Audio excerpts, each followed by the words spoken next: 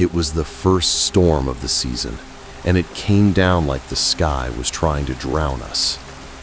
I was 15 at the time, living with my aunt in a quiet rural town that barely had streetlights, let alone neighbors close by. She worked overnight at the hospital, so I usually had the house to myself. I'd gotten used to it, and the sound of rain had always been kind of comforting. That night, it was anything but. We'd lost power around 8 p.m., so I lit a couple candles and tried to pass the time reading by flashlight. Our house sat at the edge of a long gravel road, with trees crowding the property line on all sides. Isolated, but peaceful. I just settled into bed when I heard a knock at the front door. It was slow and heavy, just 3 dull thuds that didn't match the rhythm of the storm. At first, I thought I imagined it, but then it came again. 3 knocks, steady. No one in their right mind would be out in that kind of weather. I grabbed the flashlight and crept toward the living room. The rain was lashing against the windows, and the porch light wasn't working, but through the peephole, I could just barely make out a shape. Someone was standing there in a yellow raincoat, head down, motionless. The kind of yellow that looked like it belonged in an old photograph, washed out and wrong.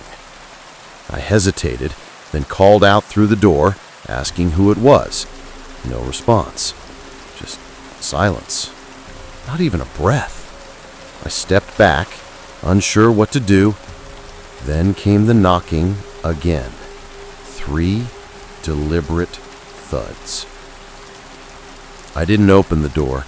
Instead, I went around the house, checking all the windows, double-checking the locks like my aunt had always reminded me to do. When I came back to the front, they were gone. I assumed they'd moved on, maybe just some lost traveler who didn't want to be helped. Still, I couldn't shake the feeling that something was off. The rain picked up even harder, and I stayed awake for hours waiting to hear if they returned. But there was nothing, just wind and water, and my own thoughts. Around 2 in the morning, I finally started to drift off on the couch. That's when I heard something metallic drop in the kitchen. A soft clattering sound, like a spoon hitting tile. I sat up, my heart already pounding. There was no way I'd left anything out. I hadn't even eaten dinner. I turned off the flashlight and let my eyes adjust. The entire house was silent. I stepped carefully across the floor, avoiding the creaky spots. The kitchen was dark, but a strange smell hit me before I even turned the corner. Wet earth, like rotting leaves soaked in rain. That's when I saw the muddy footprints. They trailed from the back door, which was somehow cracked open, and led right into the kitchen. Bare feet, not boots or shoes, just dark, muddy impressions, human, but wrong. The toes were too long, like they had been stretched. I froze. My aunt kept a fire poker near the fireplace, and I backed up slowly to grab it, never taking my eyes off the footprints. Then I heard it, a soft creaking, like pressure on the hallway floorboards. Someone was in the house. I didn't run. I don't know why. Maybe I thought if I moved slowly enough, they wouldn't notice me. I stayed low and crept toward the back door. I just wanted to get out. But then I saw something in the hallway mirror. It was just a glimpse, but it was enough. The yellow raincoat, standing halfway behind the corner, facing the wall, not moving, not making a sound. I hadn't seen a face, just that awful yellow fabric, stained dark and dripping wet onto the wood. I should have bolted, but I stood there, frozen, staring into the reflection like it would change if I looked long enough. And then the figure moved. It didn't walk. It leaned, slowly, jerking, like every joint was rusted. and as it tilted, I realized it wasn't facing the wall. It was facing the mirror. It was looking directly at me. I ran out the front door, into the storm, barefoot and blind in the rain. I sprinted to the neighbor's house half a mile down, slipping and cutting my feet on gravel and sticks. They didn't believe me at first, but they let me stay the night. The next day, when my aunt came home and checked the house, nothing was stolen, no doors were broken, but the muddy footprints were still there, and the back door was still ajar. We moved not long after that. My aunt said it was because of her job, but I knew the real reason. She was scared too. Whatever was in that house that night didn't come from money or things. It came because I opened the door. Or maybe it was always going to get in. The rain was just an excuse. I've since looked into stories of people who see figures in yellow coats during storms. There's not a lot out there, but the ones I did find, none of them end well.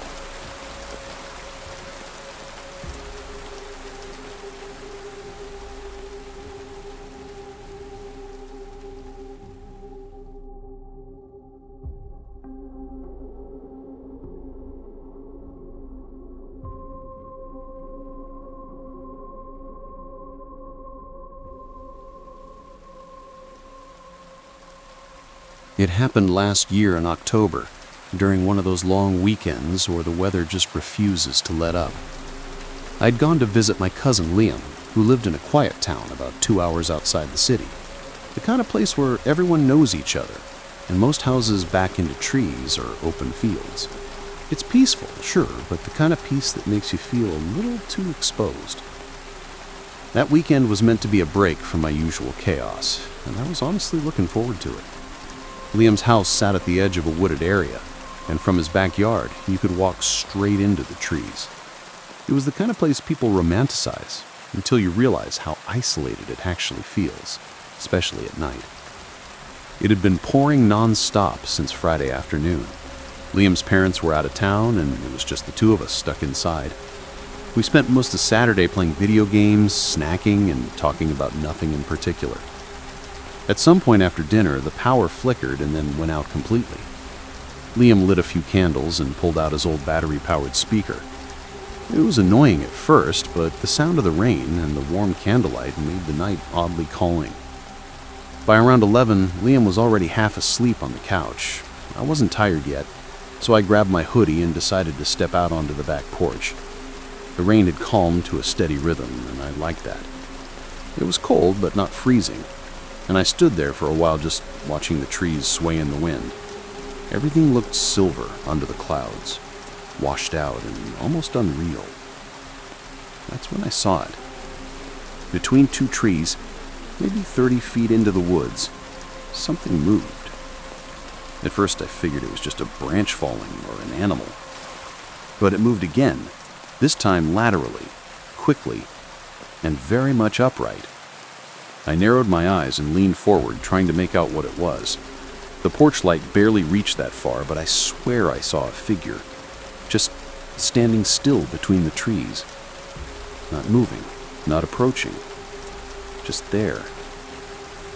I stood frozen for a minute, unsure if I was imagining things. Then, just to prove to myself that I wasn't losing it, I called out, "Hello?" My voice didn't sound like mine. The moment I spoke, the figure turned. I couldn't make out a face, just the outline of a tall person. What shook me was how fast it turned, like it had been waiting for me to say something. But it didn't respond. It just stood there again, still, watching. I stepped back inside, locked the door, and woke Liam up. He groggily followed me back to the porch, muttering that I probably saw a deer or something. But when we looked, nothing was there. I felt stupid, so I didn't argue. I just sat back down while Liam fell asleep again. I told myself I was tired and imagining things, that I needed to relax.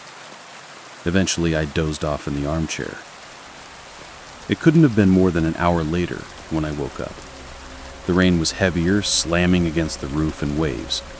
The power was still out and the candle had burned halfway down. I stretched and turned toward the window facing the backyard just to reassure myself. That's when I saw him. Not in the woods, closer, at the tree line, at the very edge of the yard. He was there again, standing motionless, just like before. But this time he was facing the house. I stared for what felt like a full minute before whispering Liam's name. No response. I nudged him awake and pointed at the window. His eyes widened instantly. He saw it too. We didn't move. Neither did the figure. I remember the way my stomach dropped when Liam whispered, "He wasn't there earlier." His voice was flat, like he didn't even want to believe his own words. We stood up and backed away from the window, trying not to make noise. Liam reached for his phone, but it was dead. Mine was upstairs, charging in his room. That's when the motion sensor light on the back porch flicked on. The figure took a single step forward. We bolted up the stairs and locked ourselves in Liam's room. My phone was barely charged, but I called the police and told them someone was outside the house. They said it might take a while because of the weather. I remember the dispatcher trying to keep me calm, but I could hear it in her voice. She knew we were scared. 10 minutes passed, then 15. We didn't hear anything. No footsteps, no knocks, just the rain. We started to think maybe he was gone, that maybe he saw the light come on and got scared off.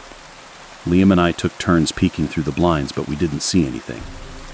I even started to think maybe it wasn't real or that it was some neighbor messing with us. Then Liam whispered, "He's in the shed."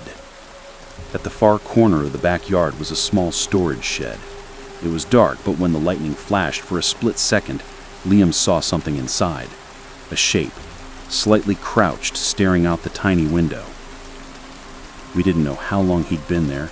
We didn't even know if he saw us. But the thought of someone silently waiting, hiding, watching us from a few yards away, it did something to my brain. I felt like I was unraveling. We stayed in that room until the police showed up nearly 30 minutes later. They searched the property and the shed. There were wet footprints leading from the woods to the shed, but nobody inside. Just the strong smell of wet soil and something else. Something sour. The officers said it was probably a squatter or someone passing through. They didn't seem too concerned, but I could tell they were trying not to spook us. The next morning, the rain had finally stopped. We went out to the shed in daylight just to see for ourselves. Everything looked normal, except on the inside of the shed's window, written in the fogged-up glass, was a single word. Waiting. No one ever figured out who it was. There were no follow-up sightings, no arrests. Liam's parents put a better lock on the shed and installed cameras around the house. I haven't been back since. And now, whenever it rains at night, I can't sleep. Because part of me thinks he's still out there, waiting.